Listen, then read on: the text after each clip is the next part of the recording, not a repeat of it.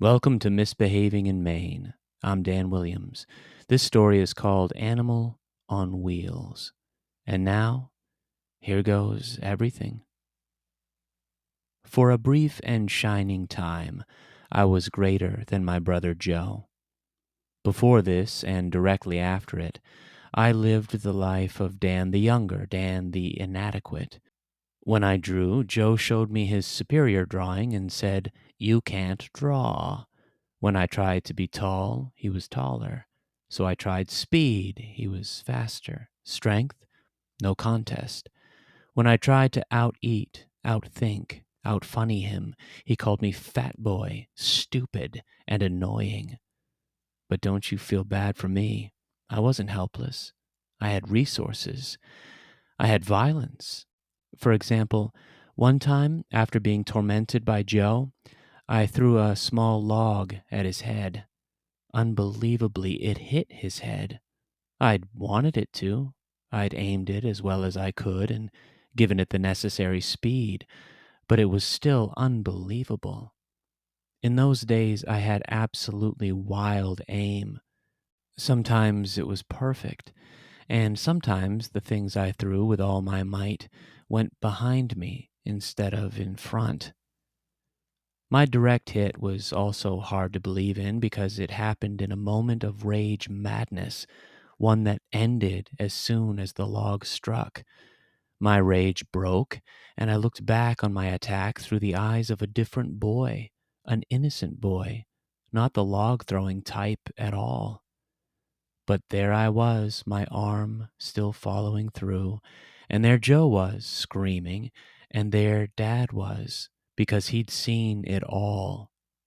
What happened next gets a little out of body in my memory.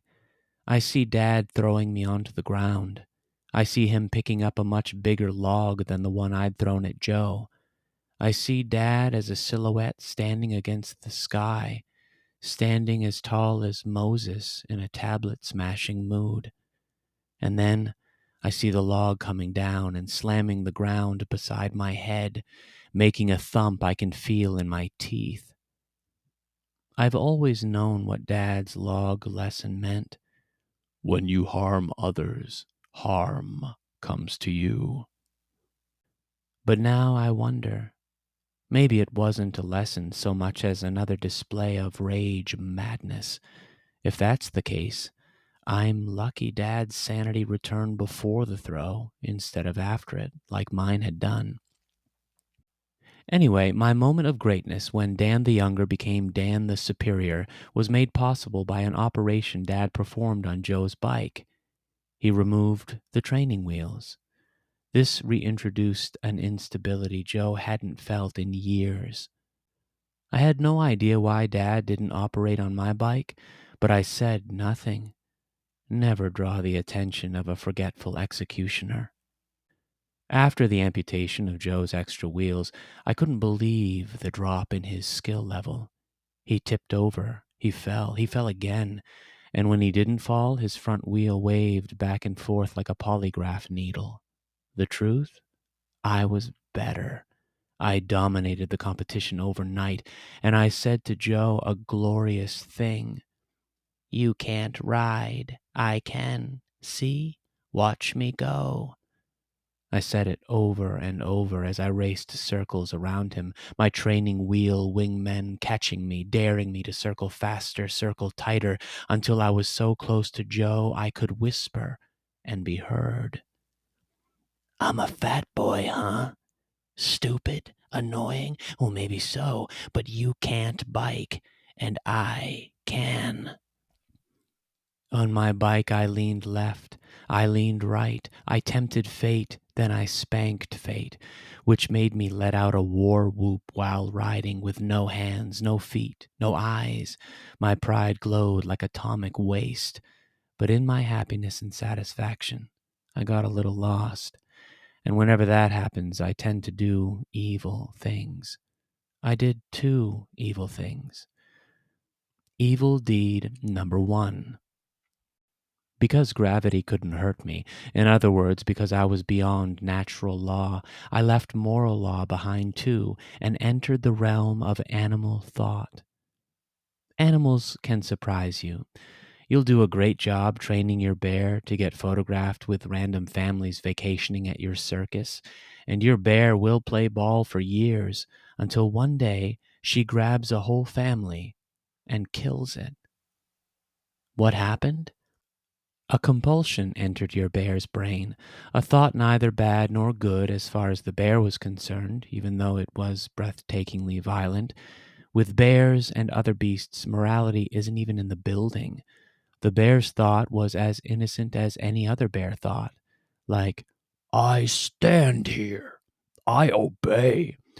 I don't kill this whole family of random people. Wait, yeah, now I'm killing them.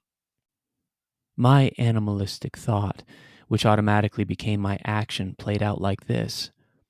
I was speeding around in the driveway, watching Dad as he helped Joe balance, watching Dad jog along beside him, watching Dad encourage him, laugh with him, love him. Then I aimed my bike at Joe's, raced toward it torpedo-like, and smashed into it. Down he went. I howled with joy. Joe raged, Dad flabbergasted, and though he didn't throw a log, I remember him yelling. I remember his question, "Why did you do that?" It is the question of all parents, and the answer of so many children, an answer parents don't like, was my answer that day. I don't know. I didn't. I still don't. It was a moment of raw, bare brain. Well, you're going to have to do better than that. A confusing thing for Dad to say, because he was the one always teaching me there's nothing better than the truth. I was stuck. All I had was the truth, which was I don't know why I did it. But Dad wanted something better.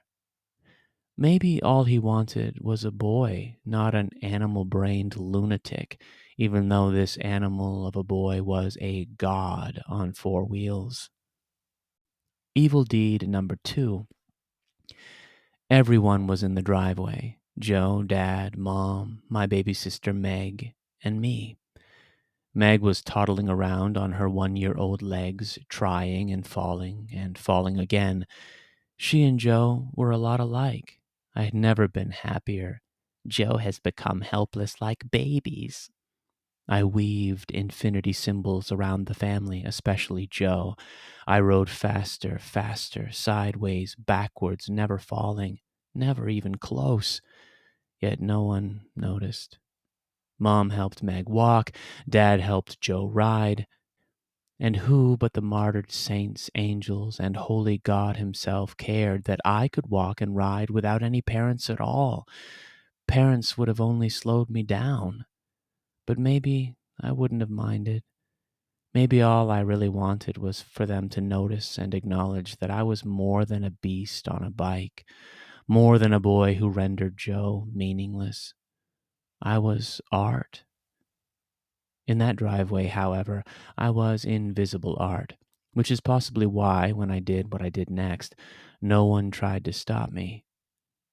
I was carving my infinity loops, trapping the whole family inside them, trapping Joe, when Mom allowed Meg to walk a greater distance on her own. Meg crossed the driveway. Everything with her walk was in working order. Right leg, left leg, right leg, left leg, arms up and out for balance like a zombie, happy face, a giggle, and a full heart. Then she fell, face first into the driveway dirt, and directly into my path. In that instant, the animal brain returned and I received an idea. It wasn't complicated. Maybe it wasn't innocent. Maybe all it was awesome. My brain said, jump her.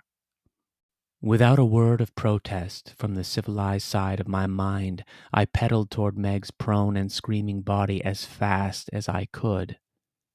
Mom and Dad still didn't see me. I have a feeling they only had eyes for Meg in that moment, but if they did see me, they likely thought I was racing to my little sister's aid. Look, it's another one of our children. Where has that one been this whole time? I'd forgotten what a good boy he is, and so good at drawing, if you recall. But isn't he just the best of all when it comes to helping clumsy fallen babies in need? Look at him go!"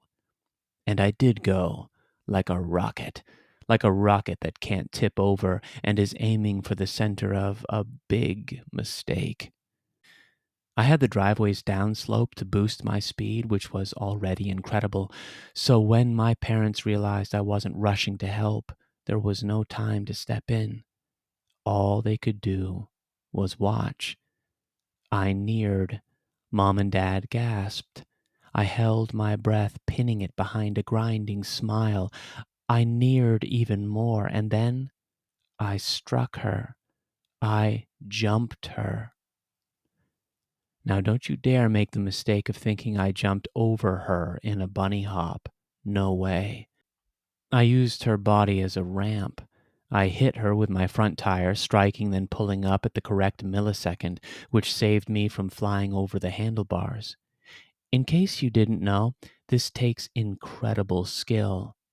Next, the back tire and training wheels hit, then bounced upward, bouncing their bike and boy upward too. And while Meg screamed, I got air. It was impressive air considering how bad bodies are at being bike jumps, and it was precarious air. I got a little twisted and landed poorly, but like I said, it didn't matter how I rode my bike, well or poorly. With my training wheels, I couldn't crash.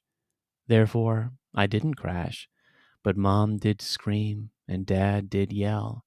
And while Mom headed Meg's way, Dad headed my way with a will and with all the justice he could carry. The executioner had remembered me, after all. Joe, who was biking as badly as ever, watched wrath envelop Dan the younger, Dan the doomed. He watched so carefully he fell over, smiling all the way down. And though my punishment was possibly severe at suppressed memory levels, which are the next levels up from the log level, for the first time that day, maybe the first time in my life, I, a rare piece of athletic bareheaded art, was the only thing on everybody's mind. Hallelujah! Just one jump of a sister, and I became Dan the Scene, Dan the Herd, Dan the number one hell-hot focus of his family's attentions. How do you like me now, Joe? This has been Misbehaving in Maine. See you next time. And remember, you may be wicked, you may be weird, but you're not alone.